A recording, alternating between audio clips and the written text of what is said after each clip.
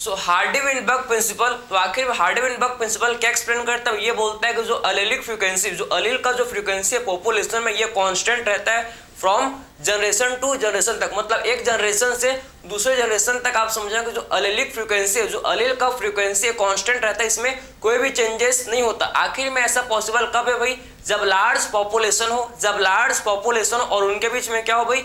Random meeting. Large population होना चाहिए और उनके बीच में रैंडम मीटिंग होना चाहिए, तभी पॉसिबल है कि जो अलील का जो फ्रीक्वेंसी, जो अलेलिक फ्रीक्वेंसी है, ये कांस्टेंट रहेगा भाई एक जनरेशन से दूसरे जनरेशन में। तो आपने समझ लिया कि एक्चुअल में हार्डी-विनबर्ग प्रिंसिपल क्या बोलता है भाई? Allelic frequency in the population remains constant from generation to generation. ठीक है, तो अलेलिक फ्रीक्वेंसी क्या रहता है इसमें? कांस्टेंट रहता है। समझ आए आपको? कौन से कंडीशन में रहेगा भैया? कौन से कंडीशन में? Large population. इसके लिए क्या होना चाहिए? इसके लिए आप समझो कि लार्ज पॉपुलेशन, इसके लिए लार्ज पॉपुलेशन होनी चाहिए। आप समझना है कि इसके लिए क्या होना चाहिए भाई? लार्ज पॉपुलेशन होनी चाहिए। ठीक है, और इनके बीच में आप समझना है कि क्या होना चाहिए? Random meeting. लार्ज पॉपुलेशन होना चाहिए और इनके बीच में रैंडम मीटिंग। इनके बीच में क्या होना चाहिए भाई? Random meeting. जब लार्ज पॉपुलेशन हो और इनके बीच में रैंडम मीटिंग हो तभी ये पॉसिबल है। समझे? जब लार्ज पॉपुलेशन और इनके बीच में रैंडम मीटिंग हो तभी पॉसिबल है कि जो अलेलिक फ्रीक्वेंसी है भाई कांस्टेंट रहेगा एक जनरेशन से दूसरे जनरेशन में। ठीक है, समझे? तो आखिर में आपको समझना है कि जीन पूल, आखिर में जीन पूल क्या होता है भाई? आपको पता है जीन पूल किसे बोलते हैं? जीन पूल किसे बोलते हैं? जीन पूल किसे बोला जाता है? जीन पूल किसे बोलते हैं भाई हम लोग? Total genes and alleles. समझे? आप समझना है कि जीन पूल किसे बोलते हैं? टोटल जीन एंड अलील्स को बोला जाता है क्या? इसे बोलते हैं जीन पूल। ठीक है, समझ आपको? तो ये आपको पता होना चाहिए जीन पूल क्या है? Total genes and their alleles. Total genes and their alleles इसे बोलते हैं क्या? इसे बोलते हैं जीन पूल। ठीक है, टोटल जीन और उसके अलील्स को बोला जाता है कि इनके अलील्स को, टोटल जीन और इनके अलील्स को बोलते हैं क्या? टोटल जीन और इनके अलील्स को बोला जाता है क्या? बोलता है इसको जीन पूल। समझे? तो जीन पूल आखिर में हार्डी-विनबर्ग प्रिंसिपल में जीन पूल कैसे होना चाहिए भाई? जीन पूल होना चाहिए कांस्टेंट। जीन पूल जो कि कैसे होने चाहिए? आप समझना कि जीन पूल जो कि कांस्टेंट होने चाहिए, कांस्टेंट होने चाहिए। समझे? कांस्टेंट कब रहेंगे भैया जीन पूल? आखिर में कांस्टेंट कब रहेंगे? जब कोई भी आप समझना कि जीन फ्लो, जब जीन माइग्रेशन ना हो। समझे ना?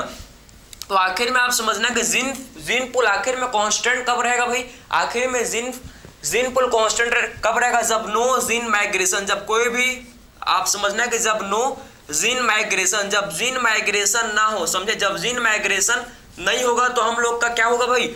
जीन पूल कांस्टेंट रहेगा। समझे? जीन माइग्रेशन, जब जीन माइग्रेशन नहीं होगा तो जीन पूल कांस्टेंट रहेगा। ठीक है, बात समझे?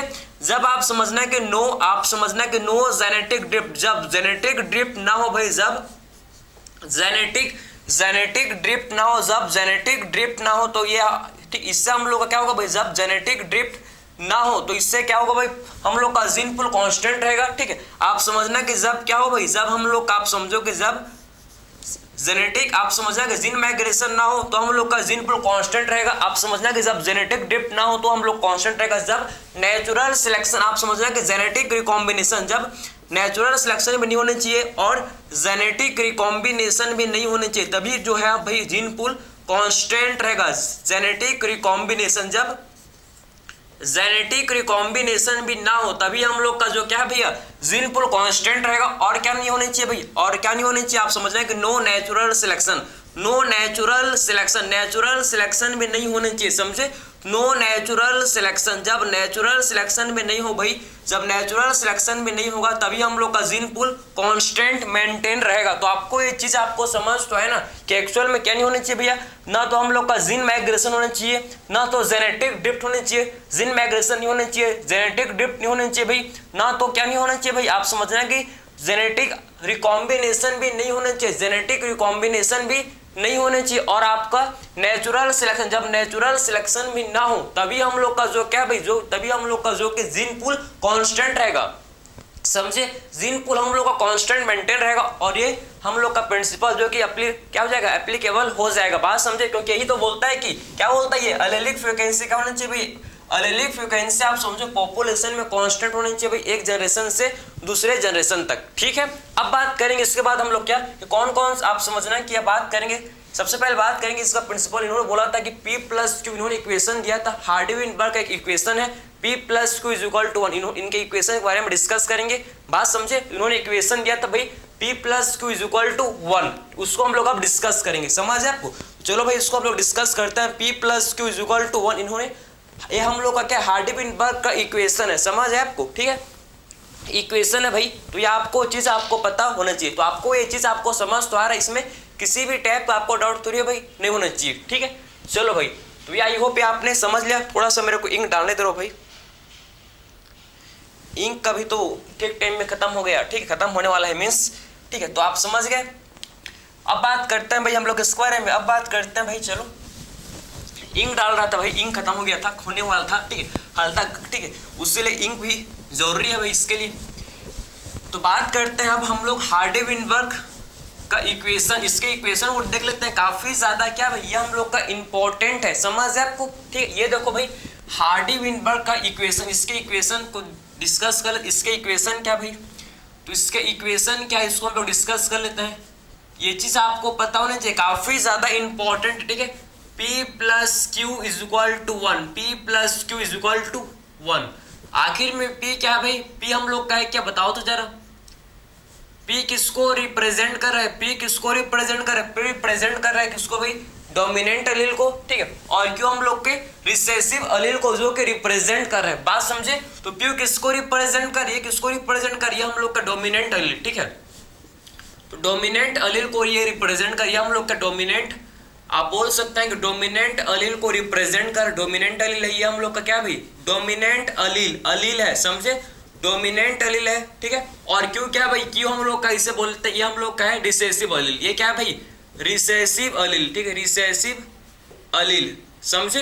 तो P क्या है भाई? डोमिनेंट अलील। और क्यों क्या है? क्यों हम लोग का है रिसेसिव अलील। ये है भाई रिसेसिव अलील, समझे ना? तो P है भाई डोमिनेंट अलील, P हम लोग का है क्या? डोमिनेंट अलील। और क्यों हम लोग का है क्या? रिसेसिव अलील। तो ये इक्वेशन किसका? हार्डी-विनबर्ग प्रिंसिपल का ये इक्वेशन, ये आपको पता होना चाहिए। हार्डी-विनबर्ग प्रिंसिपल का क्या भैया?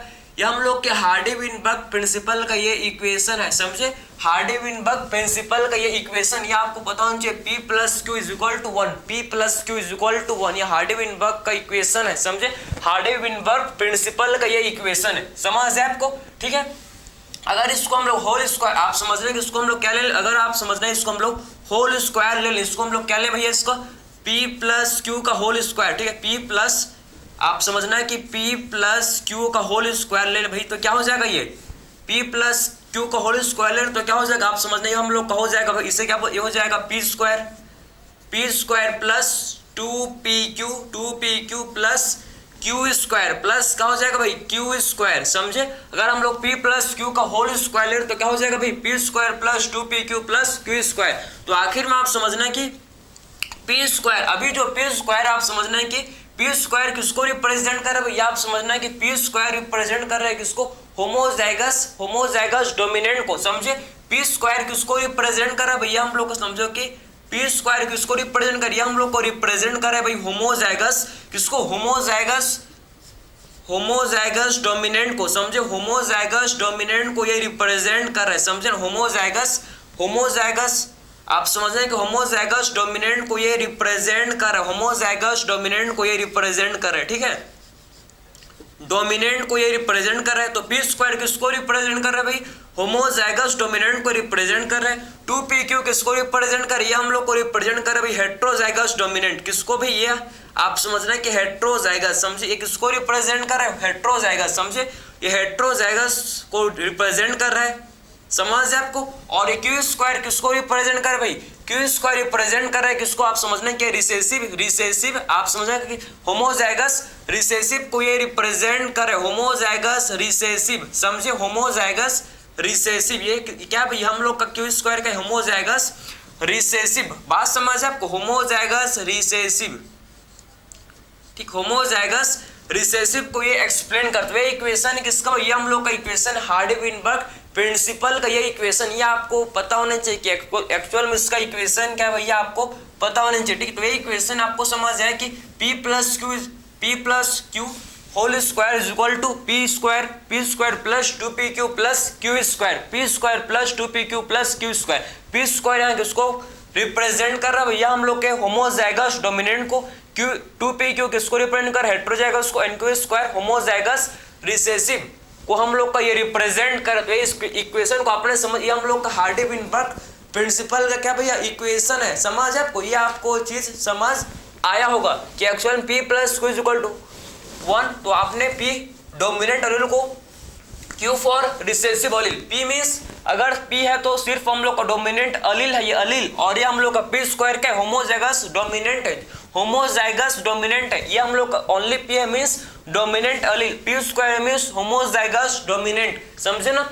रिसेसिव एलील आप q मींस रिसेसिव एलील और q स्क्वायर, इसका मतलब क्या, होमोजाइगस रिसेसिव, इसका मतलब क्या है, क्या भाई होमोजाइगस रिसेसिव है। तो ये आपने समझ लिया चीज को, ठीक है। इससे काफी बहुत सारे इसके न्यूमेरिकल्स क्वेश्चन आते हैं भाई, इसको हम लोग एक अलग से सेपरेट वीडियो में इसके प्रैक्टिस करेंगे। इसमें बस हम लोग थ्योरी को कवर कर लेते हैं भैया कि एक्चुअल में हार्डी-विनबर्ग प्रिंसिपल क्या है, फिर अलग से हम लोग एक वीडियो बना लेंगे इसका, जिसमें हम लोग क्वेश्चंस को डिस्कस करेंगे इसके हार्डी-विनबर्ग प्रिंसिपल के, ठीक है, बात समझे ना।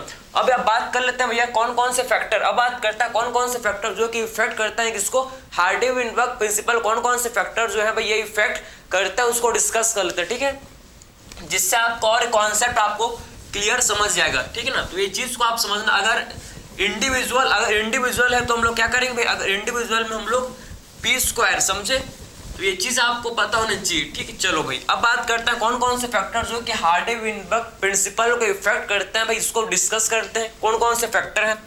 तो फैक्टर अफेक्टिंग हार्डी-विनबर्ग प्रिंसिपल, कौन कौन से फैक्टर है भाई, फैक्टर अफेक्टिंग हार्डी-विनबर्ग प्रिंसिपल, ठीक है। तो कौन कौन से फैक्टर अफेक्टिंग हार्डी-विनबर्ग प्रिंसिपल, ठीक है, फैक्टर अफेक्टिंग हार्डी-विनबर्ग प्रिंसिपल, ठीक है। तो हार्डी-विनबर्ग प्रिंसिपल को कौन कौन से फैक्टर जो कि क्या करते हैं भैया इफेक्ट करते हैं, इसको आप समझेंगे। तो फैक्टर अफेक्टिंग हार्डी-विनबर्ग प्रिंसिपल, ठीक है, हार्डी-विनबर्ग प्रिंसिपल, तो कौन कौन से फैक्टर है भैया जो इफेक्ट करता है किसको भाई, कौन कौन से फैक्टर जो इफेक्ट करता है इसको भाई हार्डी-विनबर्ग प्रिंसिपल को, इसको डिस्कस कर लेते हैं भाई, इसको हम लोग डिस्कस कर लेते हैं, ठीक है, समझ आपको कौन कौन से प्रिंसिपल जो इफेक्ट करता है इसको डिस्कस कर लेते हैं। सबसे पहला हम लोग का फैक्टर जिसे बोलते हैं हम लोग को क्या, जिसे बोला जाता है कि हम लोग बोलते हैं जीन माइग्रेशन, समझे। सबसे पहला फैक्टर जिसे बोला जाता है भाई क्या, जीन माइग्रेशन, जिसे बोलते हैं जीन माइग्रेशन। तो आखिर में जीन माइग्रेशन क्या होता है भाई, जीन माइग्रेशन क्या होता है इसको आप समझना, ठीक है। तो आखिर में जीन माइग्रेशन क्या होता है इसको आप अच्छे से समझना कि जीन माइग्रेशन किससे बोलता है, जीन माइग्रेशन क्या होता है भैया, जब आप समझना कि जब क्या होता है, जब इंडिविजुअल, जब आप समझना है कि इंडिविजुअल, जब इंडिविजुअल का आप समझना है कि मूवमेंट, जब उसका क्या होता है, मूवमेंट होता है एक पॉपुलेशन से, एक एरिया से दूसरे एरिया में, जब इंडिविजुअल का मूवमेंट होता है भाई एक एरिया से, जब इंडिविजुअल दूसरे एरिया में जाता है, एक इंडिविजुअल से जब आप समझे, एक इंडिविजुअल जब एक एरिया से दूसरे एरिया में जाता है तो इसे बोलते हैं क्या, जीन माइग्रेशन, समझे। तो आखिर में जीन माइग्रेशन क्या होता है आपको समझ है कि आप समझने की क्या, ये हम लोग का एक पॉपुलेशन, एक एरिया है, आप समझने के पर्टिकुलर एरिया है, पार्टिकुलर एक क्या एरिया है, ठीक है। तो यहाँ से आप समझना है कि यहाँ से इंडिविजुअल, आप समझना है कि यहाँ से इंडिविजुअल, ठीक, यहाँ का जो इंडिविजुअल आप समझ, यहाँ का जो इंडिविजुअल है भाई, ये यहाँ से जब समझो कि एरिया ए से, आप समझना एरिया ए से एरिया बी में जब इसका मूवमेंट, जब एरिया ए से कहाँ जाएगा भाई, एरिया बी में जाएगा, आप समझो कि एरिया ए और ये हम लोग का एरिया बी, समझे। तो जब इंडिविजुअल, आप समझो कि इंडिविजुअल का मूवमेंट जब एक एरिया से दूसरे, जब एक एरिया से क्या होता है, जब एक एरिया से इंडिविजुअल का मूवमेंट दूसरे एरिया में होता है, जब इंडिविजुअल का मूवमेंट एक एरिया से दूसरे एरिया में होता है, ठीक है, एक पॉपुलेशन से दूसरे पॉपुलेशन में होता है, तो इसे बोला जाता है क्या, इसे हम लोग बोलते हैं भाई जीन माइग्रेशन, इसे बोला जाता है क्या, जीन माइग्रेशन, समझो। एक पॉपुलेशन से जब जब इंडिविजुअल एक पॉपुलेशन को छोड़ के दूसरे पॉपुलेशन में जाता है तो इसे बोलते हैं क्या, इसे बोला जाता है जीन माइग्रेशन, इसे बोलते हैं जीन माइग्रेशन, ठीक है। तो उसको डिफाइन कर सकते हैं भैया, क्या बोल सकते हैं, मूवमेंट ऑफ इंडिविजुअल, आप समझ रहे हैं कि मूवमेंट ऑफ इंडिविजुअल, समझे ना, movement of individual from one area to another area, ठीक है, movement of individual from one area to, आप समझना है कि मूवमेंट होता है भैया इंडिविजुअल का कहां से कहां, मूवमेंट होता है किसका भाई, इंडिविजुअल का, movement of individual from one area to, आप समझना है कि from one area to another area, from one area to another area, समझे ना, from one area to another area, जब एक एरिया से इंडिविजुअल का मूवमेंट जब दूसरे एरिया में होता है तो क्या होता है भैया, इसको बोलते हैं कि हम लोग जीन माइग्रेशन, समझे। तो movement of individual from one area to another area, from one area to another area, समझे। इसे बोला जाता है, इसे बोलते हैं क्या हम लोग, इसे बोलते हैं जीन माइग्रेशन, समझे। इसको क्या बोलते हैं, इसको बोलते हैं जीन माइग्रेशन। जब इंडिविजुअल का मूवमेंट एक एरिया से जब क्या होता है भाई, एक एरिया से जब इंडिविजुअल का मूवमेंट दूसरे एरिया में होता है तो इसे क्या बोलते हैं, इसे बोला जाता है जीन माइग्रेशन, इसे बोलते हैं जीन माइग्रेशन, ठीक है। जब मल्टीपल टाइम्स जब क्या होता है जीन माइग्रेशन होता है तो इसे बोलते हैं क्या, जीन फ्लो, समझे। जब मल्टीपल टाइम्स क्या होता है भैया, जब मल्टीपल टाइम्स जीन माइग्रेशन होता है तो इसे बोला जाता है जीन फ्लो। इसे क्या बोलते हैं भैया हम लोग, इसे बोलते हैं जीन फ्लो, समझे। तो बोल सकते हैं क्या, बिल्कुल बोल सकते हैं। जब मल्टीपल क्या बोल सकते हैं भैया, मल्टीपल जीन माइग्रेशन को आप समझ रहे हैं कि मल्टीपल जब जीन माइग्रेशन क्या, जब जीन माइग्रेशन अकर मल्टीपल टाइम, जब जीन माइग्रेशन क्या होगा भैया, जब जीन माइग्रेशन आप समझो कि अकर मल्टीपल टाइम, जब ये अकर होगा भैया, जब ऑकर्स मल्टीपल टाइम्स, ठीक है। जब जीन माइग्रेशन मल्टीपल टाइम्स अकर होगा भाई, मल्टीपल टाइम्स अकर होगा, समझे। तो जीन माइग्रेशन जब मल्टीपल टाइम्स अकर होगा तो इसे बोलते हैं क्या, इसे बोला जाता है भाई, इससे हम लोग बोलते हैं क्या, बोलते हैं इसे जीन फ्लो, इसे बोला जाता है जीन फ्लो, इसे बोलते हैं जीन फ्लो। तो आपने समझ लिया कि आखिर में जीन फ्लो क्या होता है, जब क्या होगा, जब आप समझो कि जीन माइग्रेशन, जब जीन माइग्रेशन मल्टीपल टाइम्स जब जीन माइग्रेशन होगा तो इसे क्या बोलते हैं भाई, इससे हम लोग बोलते हैं क्या, इसे बोलते हैं जीन फ्लो, इसे बोलते हैं, ठीक है। तो मल्टीपल टाइम्स क्या हो भाई, मल्टीपल टाइम्स जब क्या हो जीन माइग्रेशन हो तो इसे बोलते हैं क्या, इसे बोला जाता है जीन फ्लो, इससे हम लोग बोलते हैं जीन फ्लो। तो आपने समझ लिया कि एक्चुअल में जीन माइग्रेशन मतलब जीन का माइग्रेट होना, मतलब जीन माइग्रेशन मींस माइग्रेट होना, समझे। तो जीन क्या हो रहा है भाई, जीन आप समझो एक एरिया से दूसरे एरिया मींस एक पॉपुलेशन से दूसरे पॉपुलेशन में क्या हो रहा है, आप समझो कि जीन का माइग्रेशन, एक पॉपुलेशन से दूसरे पॉपुलेशन में क्या हो रहा है भाई, जीन का माइग्रेशन, इसी को बोलते हैं क्या, आप समझ आए, इसी को बोलते हैं क्या, जब मल्टीपल जीन माइग्रेशन हो तो इसे क्या बोलते हैं, जीन फ्लो। मल्टीपल टाइम्स जब जीन माइग्रेशन हो तो इसे क्या बोलते हैं, जीन फ्लो। तो ये आपने पहला फैक्टर आपको समझ आया क्या, पहला फैक्टर आपने समझ लिया कि एक्चुअल में जीन माइग्रेशन क्या होता है। इसमें जब इंडिविजुअल, आप समझना इंडिविजुअल एक एरिया से भाई दूसरे एरिया में मूव कर जाता है तो इसे बोलते हैं जीन माइग्रेशन, और मल्टीपल टाइम्स जब हो तो इसे बोलते हैं क्या, मल्टीपल टाइम्स हो तो इसे बोलते हैं जीन फ्लो, ठीक है। ठीक, चलो अब बात करेंगे हम लोग जेनेटिक ड्रिफ्ट। अब बात करेंगे सेकंड फैक्टर, आप फिर बात करते हैं भैया सेकंड फैक्टर, जो कि हम लोग का क्या होता है भैया, जो कि हार्डी-विनबर्ग प्रिंसिपल को इफेक्ट करता है भैया, जिसे क्या बोलते हैं, जिसको बोला जाता है भैया, जिसे हम लोग बोलते हैं जेनेटिक ड्रिफ्ट, जिससे क्या बोलता है, जेनेटिक ड्रिफ्ट, ठीक है। तो जिसे बोला जाता है जेनेटिक ड्रिफ्ट जिसे बोलते हैं। तो आखिर में ये जो जेनेटिक ड्रिफ्ट भाई, जेनेटिक ड्रिफ्ट आप समझ रहे हैं कि जो हम लोग का जेनेटिक ड्रिफ्ट है, ठीक है, जेनेटिक ड्रिफ्ट आखिर में क्या होता है, जब आप समझ रहे हैं कि जब क्या हो, जब पॉपुलेशन में जब हम लोग का बाई चांस जब क्या हो गई, बाई चांस जब पॉपुलेशन में चेंज हो जाए, मतलब जब सडन चेंज, जब एलेलिक फ्रीक्वेंसी में जब सडन चेंज हो जाए तो इसे क्या बोलते हैं भैया, हम लोग इसे बोलते हैं क्या, जेनेटिक ड्रिफ्ट। बात समझे। तो आप समझना है कि बाई चांस क्या हो जाए भाई, जब अलील के फ्रीक्वेंसी में जब बाई चांस चेंज हो जाए, समझे। जब अलील के फ्रीक्वेंसी में जब जो अलीलिक फ्रीक्वेंसी जब उसमें बाई चांस चेंज हो जाए तो इसे बोलते हैं क्या, इसे बोला जाता है भाई जेनेटिक ड्रिफ्ट, ठीक है। बात समझ जाए। इसको कैसे डिफाइन करेंगे, इसको हम लोग कैसे डिफाइन करेंगे कि एक्चुअल में जेनेटिक ड्रिफ्ट क्या होता है, आप समझने की, ठीक है। ठीक है, change in allele frequency by chance, जब चेंज हो जाए भैया, आप जब अलील फ्रीक्वेंसी आपका जब अलील फ्रीक्वेंसी चेंज हो जाए बाई चांस तो इसे बोला जाता है क्या, जेनेटिक ड्रिफ्ट, ठीक है। तो चेंज इन अलील फ्रीक्वेंसी, जब अलील फ्रीक्वेंसी जब चेंज हो जाए, चेंज इन अलील फ्रीक्वेंसी, जब अलील फ्रीक्वेंसी जब क्या हो भैया, जब अलील फ्रीक्वेंसी जब चेंज हो जाए, अलील फ्रीक्वेंसी आप समझो कि चेंज इन अलील फ्रीक्वेंसी, जब अलील फ्रीक्वेंसी चेंज हो जाए बाई चांस, समझे, बाई चांस तो इसे बोला जाता है क्या, बाई चांस, इसे बोलते हैं भाई जेनेटिक ड्रिफ्ट, समझे। तो अलील फ्रीक्वेंसी जब बाई चांस चेंज हो जाए, आप समझना, तो इसे बोला जाता है क्या, इसे बोला जाता है क्या, बोलते हैं भैया बाई चांस जब अलील फ्रीक्वेंसी चेंज हो जाए तो इसे बोलते हैं क्या, जेनेटिक ड्रिफ्ट, ठीक है।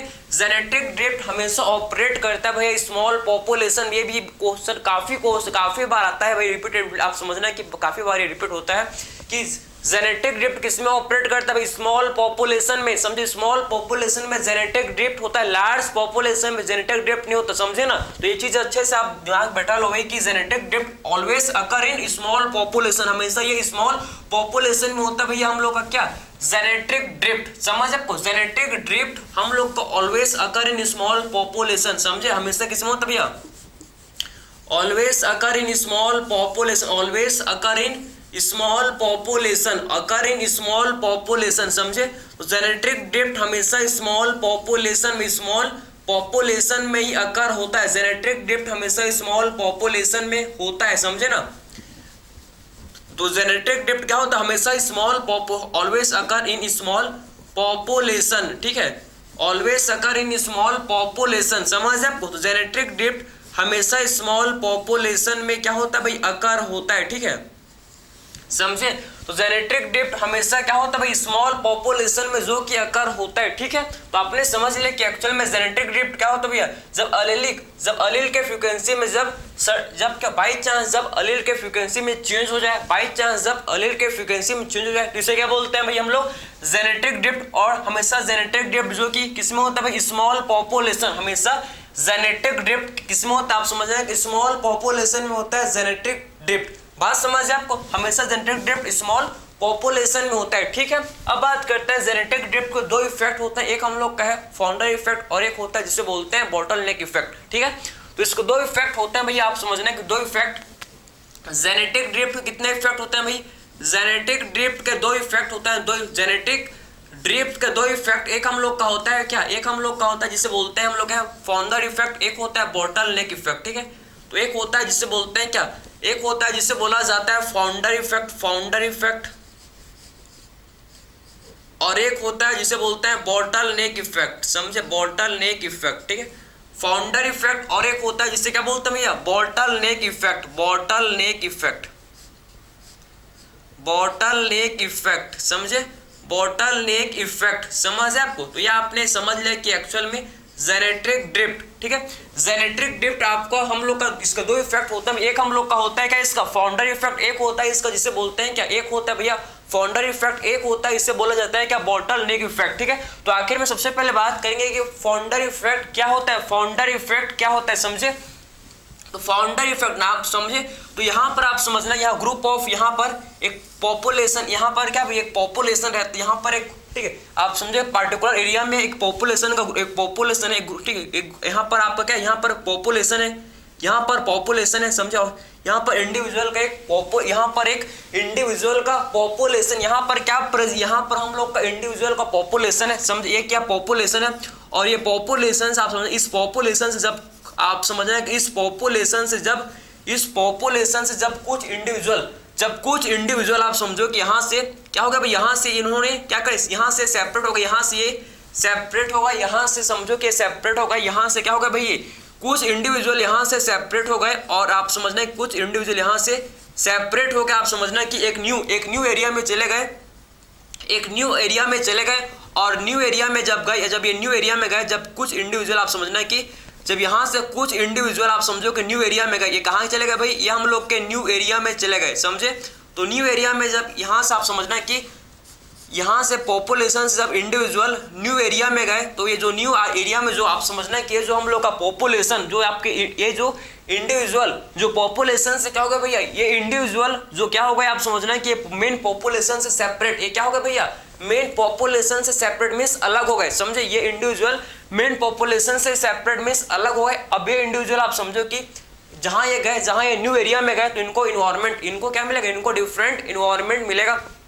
इनको क्या मिलेगा भाई? इनको डिफरेंट इन्वायरमेंट मिलेगा, डिफरेंट इनका नीड होगा, डिफरेंट इनको खाने को चीज मिलेगा। तो ये क्या शो करेंगे भाई? ये डिफरेंट एडेप्टेशन शो करेंगे। क्या शो करेंगे? आप समझना कि डिफरेंट एडेप्टेशन शो करेंगे। और फाइनली आप समझना कि न्यू स्पीशीज क्या, इनसे आप समझना इनसे एक क्या बन जाएगा? इनसे आप समझने कि एक न्यू पॉपुलेशन बन जाएगा, एक न्यू स्पीशीज का आप समझो कि एक न्यू स्पीशीज का पॉपुलेशन बन जाएगा। बात समझे? इनसे क्या बन जाएगा भैया? एक न्यू पॉपुलेशन इनसे फिर बन जाएगा, इनसे फिर क्या बन जाएगा भाई? एक न्यू पॉपुलेशन फिर बन जाएगा, समझे? न्यू एरिया में क्या, और इनसे फिर क्या बन जाएगा? आप समझने कि एक न्यू पॉपुलेशन। एक देखो यहाँ क्या बन गया भाई? यहाँ पर आप समझना कि क्या बन गया? आप समझो कि यहाँ पर एक यहाँ पर आप समझने क्या बन गया, यहाँ पर आप समझो कि एक न्यू पॉपुलेशन बन गई। यहाँ पर आप समझो क्या बन गया भाई, ये न्यू आप समझो इन्होंने क्या किया, इन्होंने एक न्यू पॉपुलेशन को बना दिया, इन्होंने एक new population create, new population इन्होंने बना लिया, समझे ना।